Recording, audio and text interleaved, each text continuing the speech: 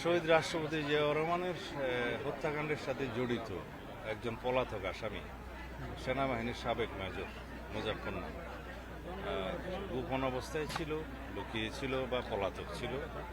তার হদিশ পাওয়া মাত্র আমাদের শৃঙ্খলা রক্ষাকারী বাহিনী তাকে গ্রেফতার করেছে এবং সেনা হেফাজতে তাকে দেয়া হয়েছে, যাতে যেই আইনে তাদের একই সহযোগীদেরকে বিচার করা হয়েছিল সেই আইনে বিচার করা যায়, সেটা সেনাবাহিনী দেখছে। আমরা জনগণের দ্বারা নির্বাচিত সরকার, জনগণের কাছে দায়বদ্ধ। জনগণের সুখে দুঃখে আমরা পাশে থাকবো সবসময়। সেই জন্য বাংলাদেশে এই যে বন্যা দেখা দিয়েছে, বেশ কয়েকটি জেলা বেশি ক্ষতিগ্রস্ত হয়েছে। তার মধ্যে চট্টগ্রাম বিভাগের 5টা, দেশের অন্যান্য অঞ্চলেও আছে, সিলেট বিভাগে আছে, অন্যান্য অঞ্চলেও আছে। সর্বত্র আমরা সমন্বিতভাবে এই ত্রাণ কার্যক্রম পরিচালনা করছি। বিশেষ করে বিভিন্ন অঞ্চল যেখানে খুব বেশি ক্ষতিগ্রস্ত হয়েছে, বন্যা পদ্ধতি হয়েছে, সেখানে একজন মন্ত্রী প্রতিমন্ত্রীকে দায়িত্ব দিয়ে সমন্বয়ের কাজ করা হচ্ছে। প্রশাসন সহ অন্যান্য সরকারি সকল বিভাগের কর্মকর্তারা রাত দিন পরিশ্রম করে সমন্বয়ের মাধ্যমে এই বন্যা দুর্গতদের পাশে আছে এবং তাদেরকে সাহায্য সহযোগিতা করছে। আর যে সমস্ত অবকাঠামো বিনষ্ট হয়েছে সেগুলো আমরা জরিপ করছি। সেটা রাস্তাঘাট, শিক্ষা প্রতিষ্ঠান, অন্যান্য কিছু এবং গবাদি পশু, মৎস্য বিভাগের বা যেই ক্ষেত্রেই আমরা দেখেছি ক্ষতিগ্রস্ত হয়েছে, এগুলো তালিকা করে জরিপ করে আমরা যথাবিহিত ব্যবস্থা নেব। এবং বিশেষ করে যাতে আমরা চাষাবাদ ক্ষুণ্ণ না হয়, চাষাবাদের কোনো অসুবিধা না হয়, সেই জন্য আমরা বিশেষ ব্যবস্থা নেব। যে এখানে বীজের দরকার, চারার দরকার, সার সহ অন্যান্য কৃষি উপকরণের দরকার, সেটা আমরা প্রয়োজনীয় ব্যবস্থা খুব তড়িৎ গতিতে নেব, যাতে করে আমাদের কৃষি উৎপাদন ব্যাহত না হয়।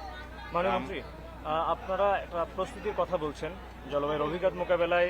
এই ধরনের বন্যা কিংবা প্রাকৃতিক দুর্যোগগুলো আমাদের দেশে হরহামেশাই হচ্ছে বা হবে, সেই জায়গা থেকে বিএনপির প্রস্তুতির জায়গাটা কি, বা ভবিষ্যতে আপনারা জলবায়ুর যে অভিঘাত সেটি মোকাবেলায় কি প্রস্তুতি নিচ্ছেন, আসলে আপনাদের পদক্ষেপগুলো একটু জানতে চাই।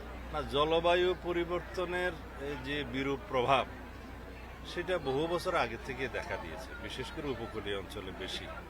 সেই জন্য আমরা যাতে জলবায়ু পরিবর্তনের এই ক্ষয়ক্ষতি থেকে আমরা বাঁচতে পারি, সেই জন্য ব্যাপক উপকূলীয় বনায়ন সহ অন্যান্য অঞ্চলে বনায়নের পদক্ষেপ গ্রহণ করা হয়েছে। আমাদের মাননীয় প্রধানমন্ত্রী এই চকরিয়াতে এসে জাতীয় বৃক্ষরোপণটা শুরু করেছেন, উদ্বোধন করেছেন। আমরা প্রায় 5 কোটি গাছ লাগানোর পরিকল্পনা এই বছর নিয়েছি। এইভাবে 5 বছরের পরিকল্পনা আছে।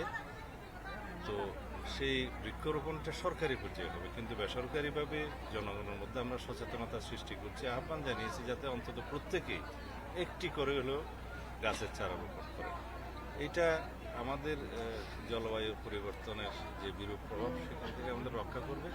পাশাপাশি আমরা খাল, নদী, নালা খননের মধ্য দিয়ে যাতে বন্যার পানি দ্রুত নেমে যায় তার ব্যবস্থা করা এবং প্রতিবেশকে রক্ষা করার জন্য, এবং নদীতে যাতে পানির আমরা বলি রিজার্ভার সৃষ্টি হয়, প্রাকৃতিক রিজার্ভার, জলাধার, এগুলো নির্মাণের ব্যবস্থা নেব, সেটা আমাদের পরিকল্পনা আছে। সেটা আমাদের ঘোষিত পরিকল্পনা। তার মধ্য দিয়ে আবহাওয়া যেমন ঠিক থাকবে, আমাদের কৃষি, চাষাবাদ, মৎস্য চাষ এবং বৃক্ষ সবকিছুর সংরক্ষণ হবে, এবং প্রতিবেশ সবকিছু আমরা সংরক্ষণের মাধ্যমে একটা জাতীয়ভাবে আমরা দুর্যোগ মোকাবেলা করার, প্রকৃতির বিরূপ প্রভাব থেকে রক্ষা পাওয়ার এবং এই যে জলবায়ু পরিবর্তনের যে বিরূপ প্রভাব, তার থেকে রক্ষা করার চেষ্টা করব। এর ফল হিসাবে আমরা কৃষি উৎপাদনটাকে বৃদ্ধি করতে পারব, যেটা সাংবৎসরিক আমাদের পানির প্রয়োজন হয় এবং শুষ্ক মৌসুমে পানির প্রয়োজন হয়। সেই জন্য আমরা রিজার্ভার সৃষ্টি করি, যেটা শহীদ রাষ্ট্রপতি জিয়াউর রহমান শুরু করেছিলেন খাল খননের মধ্য দিয়ে। সেটাকে আমরা আরও গতি বাড়াচ্ছি, পরিমাণ বাড়াচ্ছি, যাতে খাল, নদী, নালা সংস্কারের মধ্য দিয়ে, খননের মধ্য দিয়ে আমরা ওয়াটার রিজার্ভার, পরিবেশ রক্ষা করা, বৃক্ষরোপণ করা এবং মৎস্যসহ অন্যান্য সকল কিছুর প্রজনন বৃদ্ধি করা, এগুলো চেষ্টা করি। পাশাপাশি কৃষি উৎপাদনের দিকে আমরা নজর দিয়েছি, যাতে আমরা খাদ্যে স্বয়ংসম্পূর্ণ থাকতে পারি।